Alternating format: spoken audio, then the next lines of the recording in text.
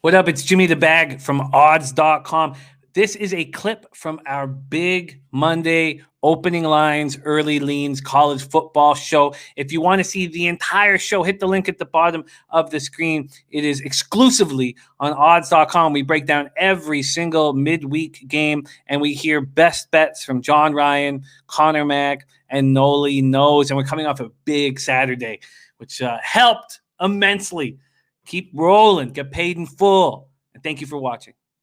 Let's move on to Wednesday's action. 7 p.m. Eastern, Northern Illinois Huskies 0-2 in the MAC. Going up at Ball State. Cardinals 1-1 in the MAC. Muncie, Indiana, 41 Fahrenheit, clear.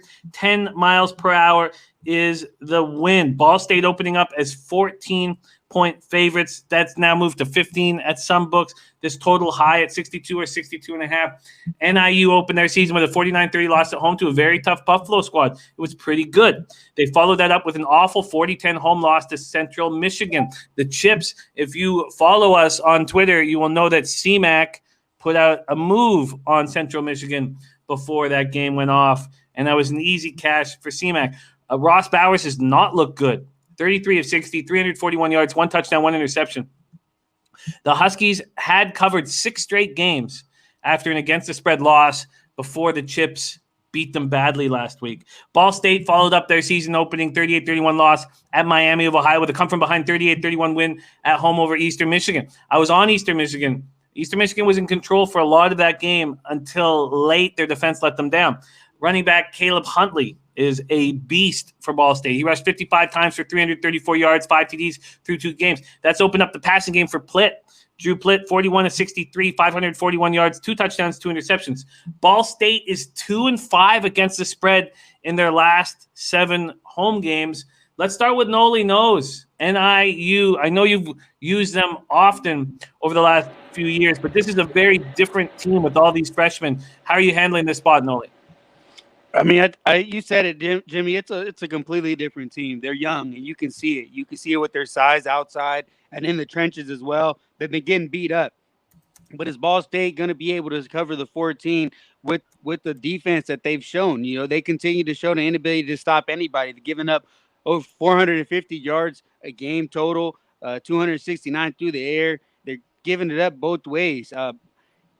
In this game, the way that they've been going at it, they've been going under. And even Ball State, you see last week, they're still, I mean, with Eastern Michigan, they were going back and forth. But this is a Northern Illinois offense that I didn't like a lot of what I saw. The game was close. They played really good defense against Central Michigan for most of that game. They exploded in the second half. But I'd be looking at the lean and the under here. But, I mean, I don't really like the defense of Ball State, and I don't think they'll be able to cover the 14. Yeah, interesting. Very, very interesting. So officially, is there going to be a move for you here, Noli? No, not a game I really like. Just all the youngsters on Northern Illinois are going to be making mistakes still. And then Ball State's defense, I hate being involved in those type of games. Let's move over to John Ryan. NIU, Ball State, take it away.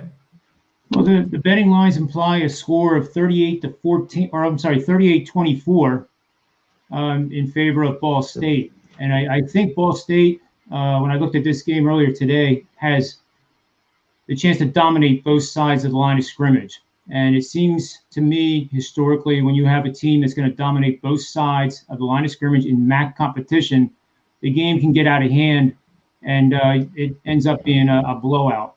I don't have a move on this game, but I think anybody who likes Ball State right now is on the right side. The machine learning probabilities show that there's a good chance that they score more than 50 points by themselves in this matchup, emphasizing the game gets out of hand.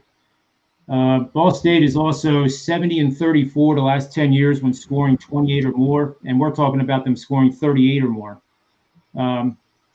Ball State supported by a system where you bet against underdogs of 10 to 19.5 points after a game being outrushed by 125 or more yards in their last game. 63% the last 5 seasons, a lot of plays, 154 wins and 91 losses. CMAC, any move for you to make?